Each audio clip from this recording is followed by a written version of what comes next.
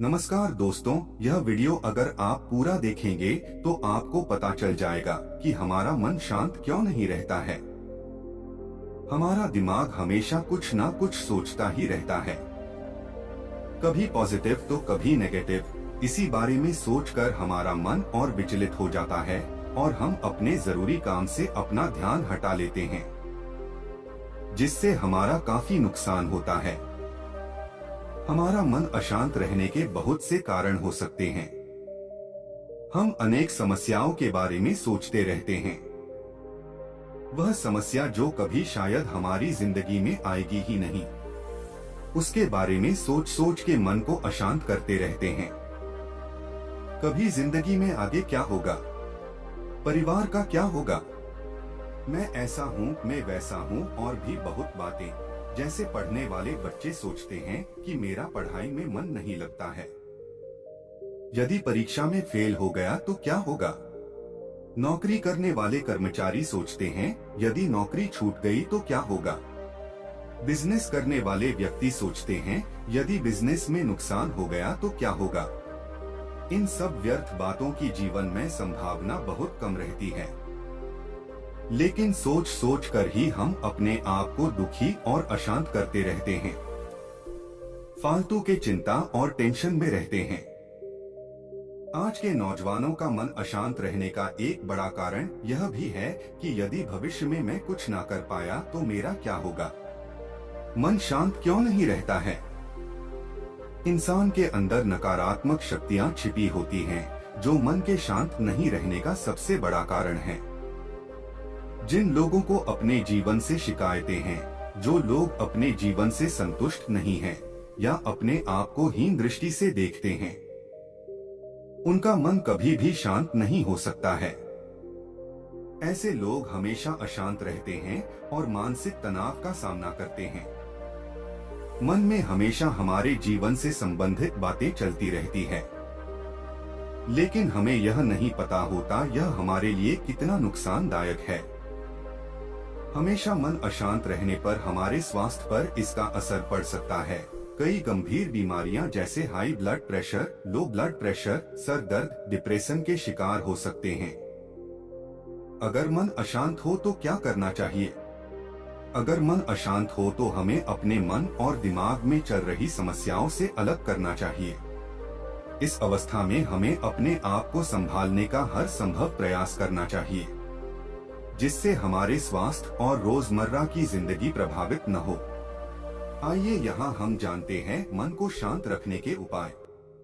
गहरी सांस लेने वाला व्यायाम करें। जब भी आपको ऐसा लगे कि मन अशांत है या कोई बातें आपको परेशान कर रही हैं, तो सर्वप्रथम आप गहरी सांस लेने वाली एक्सरसाइज करें। यह आपके मन और दिमाग को एकाग्र करने में काफी फायदेमंद साबित होगा। इस प्रक्रिया को आप रोजाना अपने दिनचर्या में जोड़ सकते हैं। मन को शांत करने के लिए मेडिटेशन करें। हमारे मन में चल रहे नकारात्मक विचारों को दूर करने के लिए मेडिटेशन बहुत जरूरी है। मेडिटेशन करते वक्त इस बात के बारे में निश्चय कर ले कि आपको सिर्फ और सिर्फ सकारात्मक सोच रखनी है। इसके लिए शांत जगह को चुनें।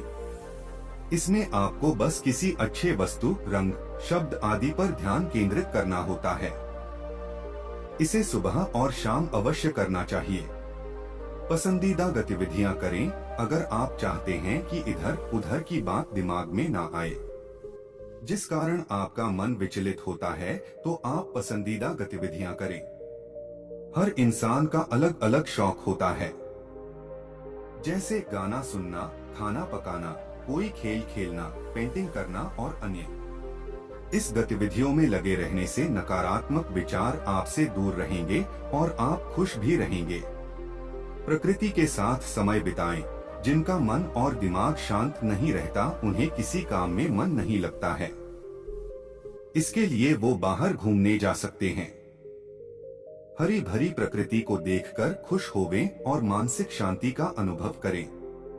सुबह सुबह जल्दी उठकर प्रकृति का आनंद लेने से दिन भर ताजगी महसूस होती है और जरूरी काम में मन भी लगता है। सिगरेट और शराब का सेवन न करें। अधिकांश लोग जिनका मन किसी बातों से अशांत रहता है, वे सिगरेट और शराब का सेवन कर अपना दिमाग उन बातों से हटाते हैं। लेकिन इसका सेवन करने पर बस जब तक नशा हो तब तक ही उन बातों से दिमाग हटता है, फिर वही बात होती है। इसके नुकसान के बारे में सभी जानते हैं। इससे कई गंभीर बीमारियों के साथ मन और ज्यादा अशांत होता है। इसीलिए भूल से भी सिगरेट और शराब का सेवन न करें। नकारात्मक विचार वाले लोगों से दूरी बनाएं।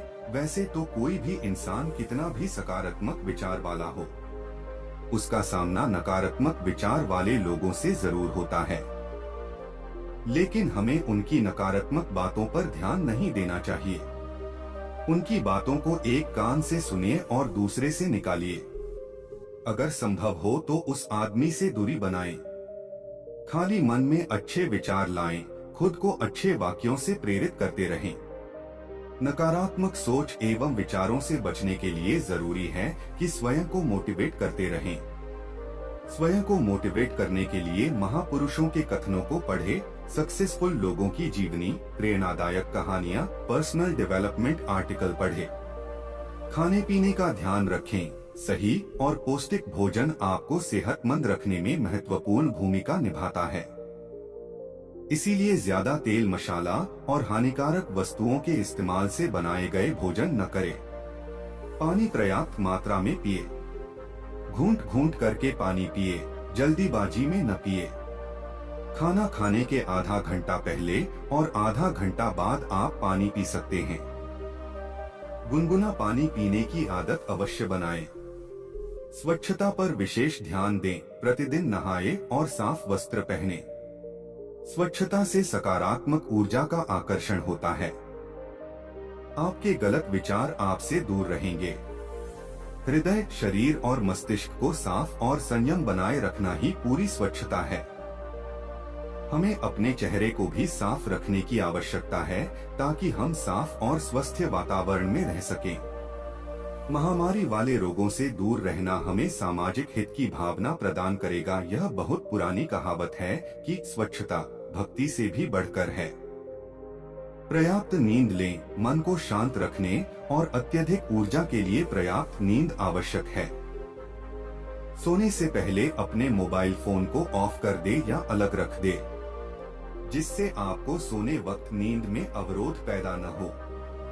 जब आप अच्छी तरह से नींद पूरा करेंगे तब मन हल्का लगेगा और आप ताजगी भी महसूस करेंगे। हमारे न चाहते हुए भी बार बार अनचाहे विचारों का मन में उमड़ना घुमड़ना एक मनोरोग है। इस रोग को अब इन सभी उपायों से दूर किया जा सकता है। कोई व्यक्ति ऑब्सेशन नामक मानसिक रोग से पीड़ित होता है तो उसके मन में विचार दिशाहीन तरीके से बार बार आते हैं। ऐसे में रोगी न चाहते हुए भी इन व्यर्थ के विचारों में उलझा रहता है और गंभीर तनाव महसूस करता है। हमेशा सकारात्मक कैसे रहें? सकारात्मक मनोभाव बनाने के संबंध में ऐसे ही सोचिए जैसे कि आप शक्ति निर्माण या फिटनेस को विकसित करने के संबंध में विचार करते हैं। यह एक ऐसा कार्य है जिसके लिए सतत प्रयास की आवश्यकता होती है। अपने सबसे मजबूत गुणों को पहचानिए और उनको विकसित करिए। अधिक सकारात्मक अनुभवों को उत्पन्न करने में सहायता के लिए अपनी क्षमताओं पर ध्यान केंद्रित करिए। परिणाम स्वरूप इससे कठिनाइयों का सामना करना सरल हो जाएगा। ऐसी चीजें जिन्हें करने में आपको आनंद आता है या जिन्हें करने में आप कुशल हैं, उनकी सूची बनाइए। इनमें से कुछ चीजों को नियमित रूप से करने का प्रयास करिए। इससे आपके सकारात्मक अनुभवों की पूंजी बनेगी।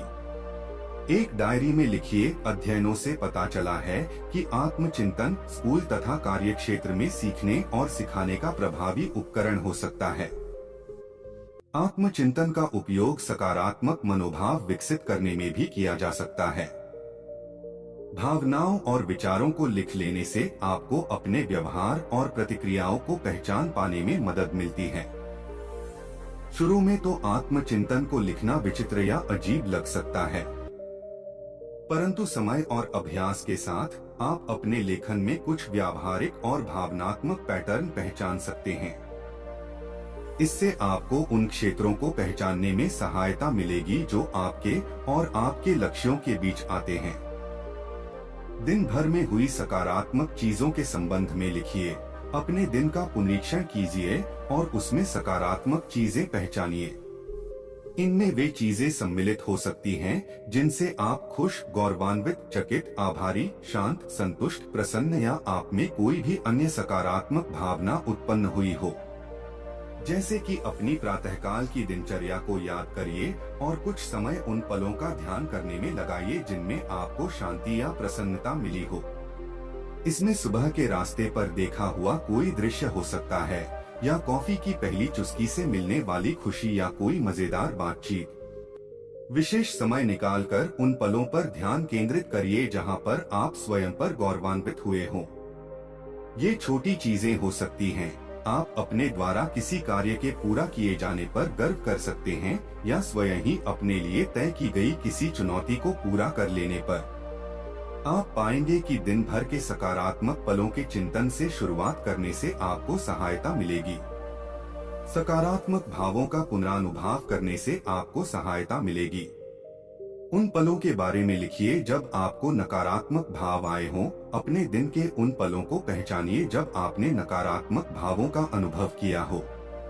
इसमें अपराध बोध, शर्म, परेशानी, उलझन, निराशा, भय या विरक्ति शामिल हो सकते हैं। क्या इनमें से कोई भी विचार अतिशय प्रतीत होते हैं? दिन प्रतिदिन की घटनाओं के प्रति अतिशय प्रतिक्रियाएं आपके अधिक सकारात्मक और उत्पादक विचारों को अवरुद्ध कर सकती हैं। नकारात्मक क्षणों का सकारात्मक जैसा पुनर्गठन करिए। अपनी नकारात्मक क्षणों की सूची देखिए। कुछ समय लगाकर इन पलों का पुनर्गठन ऐसे करने का प्रयास करिए ताकि आप इन अनुभवों से सकारात्मक भावनाएं प्राप्त कर सकें। जैसे कि यदि आपको घर वापस आते समय सड़क पर लोगों के गुस्से का सामना करना पड़ा है, तब दूसरे चालक की नीयत को उसकी ईमानदार भूल समझने का प्रयास करिए। यदि आप दिन में हुई किसी घटना के लिए शर्मिंदा हैं, तो उसके बारे में ऐसे सोचिए कि वह कितनी मामूली और हास्यास्पद घटना थी। यदि आप छोटी मोटी गलतियों को जीवन में फेरबदल वाले अनुभवों जैसा नहीं समझेंगे, तब आप परिस्थितियों का सामना बेहतर तरीके से नहीं कर पाएंगे। अपनी प्रसन्नता की पूंजी में से कुछ निकालिए। बढ़ी हुई क्षमता से समय के साथ सकारात्मक भावनाओं में भी वृद्धि होती है। सकारात्मक भावनाओं से आपको जो लाभ प्राप्त होते हैं वे स्थायी होते हैं। जितने समय तक आप प्रसन्नता का अनुभव करते हैं, ये उससे कहीं अधिक समय तक कायम रहती हैं। आप बाद में और विभिन्न भावनात्मक स्थितियों में इस प्रसन्नता की पूंजी का उपयोग कर सकते हैं। यदि आपको लगता है कि सकारात्मक भावनात्मक अनुभवों के निर्माण में आपको समस्याएं आ रही हैं, तब भी चिंता मत करिए। आपके पास अतीत की जो यादें हैं, आप उनसे भी प्रसन्नता की पूंजी का निर्माण कर सकते हैं। याद रखिए कि समस्याएं सभी के जीवन में आती हैं। यह याद रखना महत्वपूर्ण है कि सभी लोग जीवन की छोटी बड़ी समस्याओं का सामना करते हैं और आप अकेले ही नहीं हैं। अतिशय प्रतिक्रियाओं के पुनर्गठन के अनुसार समायोजन एवं उसको स्वीकार करने के लिए अभ्यास और साथ ही समय की आवश्यकता पड़ती है। परंतु अभ्यास से छोटी मोटी चीजों को जाने दे पाना संभव हो पाता है। आप बड़े मसलों को विवेकपूर्ण ढंग से देख पाएंगे और समझ पाएंगे कि वे सीखने के सुअवसर हैं। अपने अंदर के आलोचक को काबू में करिए। आपके अंदर का आलोचक सकारात्मक मनोभाव बनाने की प्रवृत्ति को बाधित कर सकता है। आपके अंदर का आलोचक हर समय आपको नीचा दिखाता है और आपके साथ दुष्टता भी करता है। सोचिए कि कब वह अंदर का आलोचक आपसे इस प्रकार की बातें कहता है। जब आपका आंतरिक आलोचक सामने आता होगा, तब आपकी पैठ उन परिस्थितियों और समय के संबंध में और भी बढ़ जाएगी। साथ ही आप अपने अंदर के आलोचक को तथा विचार करने के अन्य नकारात्मक तरीकों को चुनौती देना भी प्रारंभ कर सकते हैं। सकारात्मक मनोभावों को विकसित करने का यह एक महत्वपूर्ण भाग है। संतोषजनक और आनंददायक जीवन सुनिश्चित करने के लिए पॉजिटिव थॉट आवश्यक होते हैं। पॉजिटिव एटीट्यूड बनाने से आपको सकारात्मक भावनाओं का अनुभव होने पर उनको पहचान पाना और अनुभव करना सरल हो जाएगा। स्वयं के लिए समय निकाल पाना और रिश्तों का विकास कर पाना पॉजिटिव एटीट्यूड के महत्वपूर्ण भाग होते हैं। जान लीजिए कि पॉजिटिव एटीट्यूड अब नेगेटिव फीलिंग्स को घटाएंगे। पॉजिटिव एटीट्यूड के होने से आपको पॉजिटिव फीलिंग्स के ढेर सारे अनुभव प्राप्त करने में सहायता मिलती है। ये वे पल होते हैं जब आप नकारात्मक भावनाओं के बोझ से दबे नहीं होते हैं। सकारात्मक मनोभाव आपको जीवन में और अधिक संतोष तथा आनंद प्राप्त करने में सहायता मिलती है। इनके कारण आप नकारात्मक अनुभवों से और भी जल्दी उबर सकते हैं। सकारात्मक सोच और शारीरिक स्वास्थ्य में संबंध पहचानिए। शोध से यह पता चला है कि तनाव और अन्य नकारात्मक भावनाएं हृदय के कोरोनरी रोगों जैसी अन्य स्वास्थ्य समस्याओं का कारण हो सकती हैं। नकारात्मक भावनाओं के स्थान पर सकारात्मक भावनाओं को लाने से आपका संपूर्ण स्वास्थ्य सुधर सकता है। सकारात्मक मनोभाव बीमारी की ओर बढ़ते हुए आपके कदमों की गति को कम भी कर सकते हैं। यह इसलिए होता है क्योंकि सकारात्मक भावनाएं नकारात्मक भावनाओं के बढ़ाव की मियाद को कम कर देती हैं। सकारात्मकता, सृजनात्मकता और मनोयोग में संबंध स्थापित करिए। शारीरिक लाभ के साथ सकारात्मक मनोभावनाओं से विस्तृत, लचीला संज्ञानात्मक संगठन तथा असमान वस्तुओं के एकीकरण की क्षमता प्राप्त होती है। इन प्रभावों का संबंध न्यूरल डोपामिन स्तरों से होता है, जिससे आपका मनोयोग, आपकी सृजनात्मकता और सीखने की क्षमता बढ़ती है। सकारात्मक मनोभाव किसी व्यक्ति की कठिनाइयों का सामना करने की क्षमता को भी बढ़ाता है। जीवन की नकारात्मक घटनाओं से शीघ्रता से उबरिए। सकारात्मक मनोभावों की संरचना और उनको बनाए रखने से आपको पीड़ा और हानि जैसी जीवन की नकारात्मक घटनाओं के प्रति अधिक लचीला बनने में सहायता मिलती है। वे लोग जो प्रियजन की मृत्यु के अनुभव के दौरान सकारात्मक भावनाओं का अनुभव कर सकते हैं, उनकी प्रवृत्ति स्वस्थ दीर्घकालीन योजनाएं बनाने की होती है। उद्देश्य और लक्ष्य होने के परिणामस्वरूप प्रियजन की मृत्यु के लगभग 1 साल बाद आमतौर पर ठीक ठाक होने की भावना आ जाती है। भावनात्मक लचीलेपन और तनाव की प्रतिक्रियाओं से संबंधित एक प्रयोग में सहभागियों को एक तनावपूर्ण कार्य संपूर्ण करने के लिए दिया गया था। परिणामों से यह पता चला कि सभी सहभागी, चाहे वे प्राकृतिक रूप से कितने भी लचीले क्यों न हो, कार्य के प्रति तनावग्रस्त थे। जान लीजिए कि परिवर्तन में तो समय लगता ही है। सकारात्मक मनोभाव बनाने के संबंध में ऐसे ही सोचिए जैसे कि आप शक्ति निर्माण या फिटनेस को विकसित करने के संबंध में विचार करते हैं। यह एक ऐसा कार्य है जिसके लिए सतत प्रयास की आवश्यकता होती है।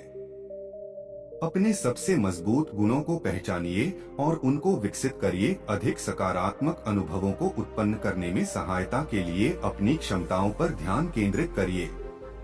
परिणामस्वरूप इससे कठिनाइयों का सामना करना सरल हो जाएगा। ऐसी चीजें जिन्हें करने में आपको आनंद आता है या जिन्हें करने में आप कुशल हैं, उनकी सूची बनाइए। इनमें से कुछ चीजों को नियमित रूप से करने का प्रयास करिए। इससे आपके सकारात्मक अनुभवों की पूंजी बनेगी। यदि आपको खाना पकाना भली भांति आता है, तब स्वयं से यह स्वीकार करिए कि आप प्रतिभा संपन्न खाना बनाने वाले हैं। इसी प्रकार से यदि आपको गाना गाना अच्छा लगता है, इसका अर्थ यह नहीं है कि उसके लिए आपको चमत्कारी गायक होना ही चाहिए। जीवन में संतोष, गर्व, संतुष्टि और प्रसन्नता के पलों को और उन गतिविधियों को देखना जिनसे यह पल मिले हों, यह सुनिश्चित करने का एक अच्छा तरीका है कि आप भविष्य में भी उनको दोहरा सकें। दूसरों की चिंता कम करिए। आप दूसरे लोगों जैसे नहीं हैं, इसलिए दूसरों के मानदंडों से स्वयं का आकलन करने का कोई कारण ही नहीं है। आपको उन चीजों में आनंद आ सकता है जिनमें दूसरों को नहीं आता है। आपके जीवन में सफलता का क्या अर्थ है, आपको इसका निर्णय करने की अनुमति है। दूसरे व्यक्तियों से अपनी तुलना करने से बचिए। स्वयं के बारे में आपके विचार दूसरों के बारे में आपके विचारों से उसी प्रकार से बहुत भिन्न होते हैं। जैसे कि विश्व प्रसिद्ध कला 1 फुट दूर से देखने और 20 फुट दूर से देखने में बहुत अंतर होता है। यह जान लीजिए कि किसी और की जो छवि आप देखते हैं, शायद वह बनी हुई ऐसी छवि होती है जो कि वह व्यक्ति प्रदर्शित करना चाहता है। छवि शायद वास्तविकता को केवल कुछ अंशों तक ही प्रतिबिंबित करती है। स्वयं की दूसरे लोगों से तुलना करना तथा दूसरों के मतानुसार आत्म मूल्यांकन करना छोड़ दीजिए। इससे आपको दूसरे लोगों के व्यवहार के संबंध में व्यक्तिपरक निर्णय लेने में कमी हो जाएगी।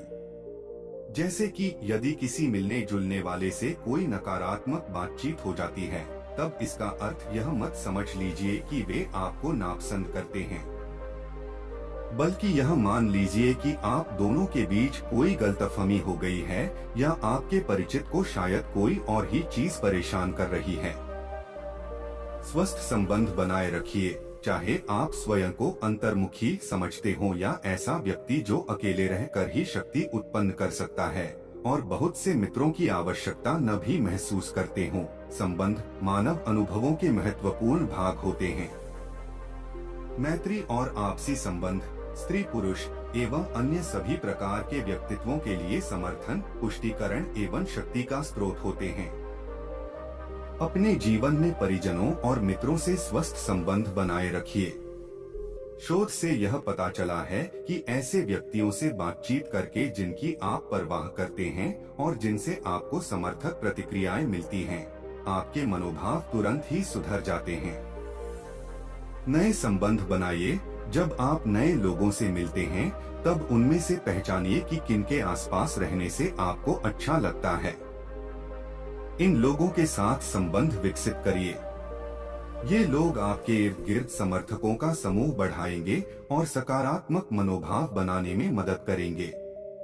अपनी भावनाओं के संबंध में किसी मित्र से बातें करिए। यदि आपको स्वयं सकारात्मक भावनात्मक अनुभव उत्पन्न करने में कठिनाई हो रही हो, तब किसी मित्र से सहारा मांगिए।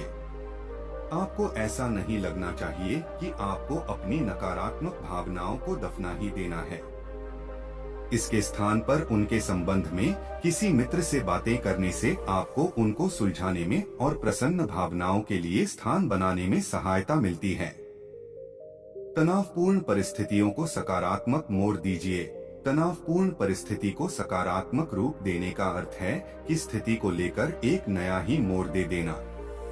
उदाहरण के लिए, यदि आपके पास काम की लंबी चौड़ी सूची हो, तब उसकी ओर देखकर यह कहने के स्थान पर कि इतना सब तो मुझसे हो ही नहीं सकता है, यह कहने का प्रयास करिए कि मैं इसमें से अधिकांश काम तो कर सकता हूँ।